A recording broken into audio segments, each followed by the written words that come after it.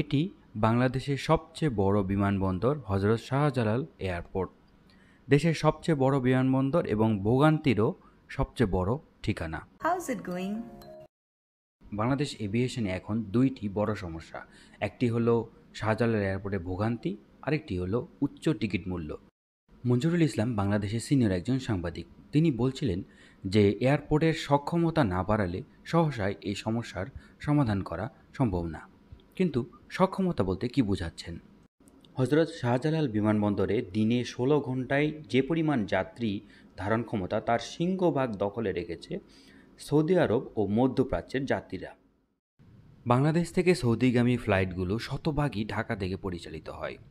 এর ৫০% ফ্লাইট যদি চট্টগ্রাম এয়ারপোর্টের মাধ্যমে পরিচালনা করা হয়, তবে ঢাকা বিমানবন্দরের চাপ ও ভোগান্তি অনেকাংশেই কমানো সম্ভব।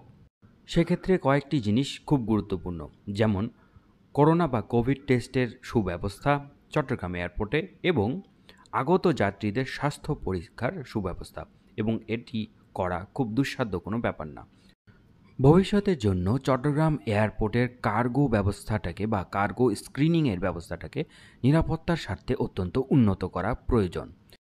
দেশের স্বার্থেই চট্টগ্রাম এয়ারপোর্টকে নীতিগতভাবেই একটু উন্নত করা প্রয়োজন, কারণ ঢাকা থার্ড টার্মিনাল ২০২৪ সালের আগে ব্যবহার উপযোগী হবে না।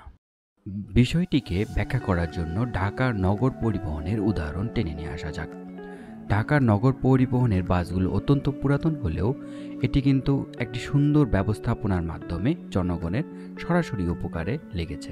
ঠিক একইভাবে এক্সিস্টিং যে বিমানবন্দরগুলো রয়েছে সেগুলোর ব্যবস্থাপনাগুলো সুন্দর করে ফেললে এটি জনগণের তথা বিদেশগামী যাত্রী এবং বিদেশ থেকে আসা যাত্রীদের সরাসরি কাজে লাগবে। এই কারণেই কয়েক হাজার কোটি টাকার প্রজেক্টের চাইতেও অনেক সময় সুন্দর ব্যবস্থাপনা অনেক কাজে আসে। এখন প্রশ্ন হলো যে করোনা টেস্ট, হেলথ স্ক্রিনিং অথবা কার্গো স্ক্রিনিংয়ের ব্যবস্থা করলেই কি এতিহাদ, কাতার এয়ারওয়েজ বা সাউদিয়ার মতো এয়ারলাইন্স চট্টগ্রামে ল্যান্ড করবে? অবশ্যই না। সেক্ষেত্রে আরও কিছু ব্যবস্থা করতে হবে। যেমন একটি এয়ারলাইন্স যদি চলে আসে এবং তার ইঞ্জিনের সমস্যা হয়, সেক্ষেত্রে একটি হ্যাঙ্গারের ব্যবস্থা কিন্তু চট্টগ্রাম এয়ারপোর্টে নেই, এবং সেটি করার জন্য কিন্তু খুব বেশি টাকার খরচের প্রয়োজন পড়ে না।